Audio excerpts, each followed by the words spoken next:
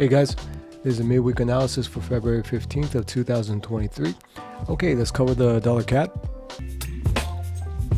Okay, this is a daily chart. Let me run you by the setup I was looking at. So the last daily short trade, that form was right here.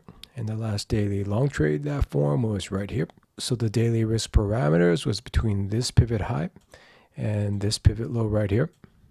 And just 2 days ago, one of the risk parameters were hit at this point right here. So this daily bias is reset at this point. But let's go ahead and see what happened on the lower time frames in these areas to review this setup. Let's go over to the 1 hour chart.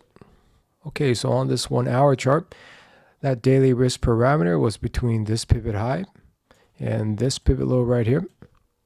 And initially we got strong long confirmation with this trend line breakout and immediate break back in.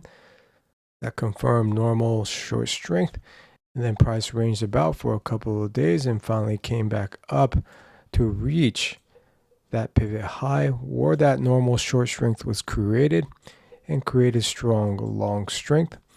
And so at this point, if price pulled back to the 96 levels, I was willing to take a long entry with a stop loss at this pivot low and its main target up here. And although price did give a pullback down to these levels, simultaneously, this lower confirmations was reset on the 4 hour chart. So let's take a look at what reset this lower confirmation. Let's go over to the 4 hour chart. All right, so on this 4 hour chart, again, those risk parameters was between this pivot high and this pivot low. Now as price pulled back to the 96 levels on the way down, there was a breakout and immediate break back in. And if you recall, the top wick's height and the body were exactly the same pip amount. Now in the rare instance where the wick and the body length is exactly the same pip count, it resets all biases. And so at this point, that daily bias was reset back to neutral.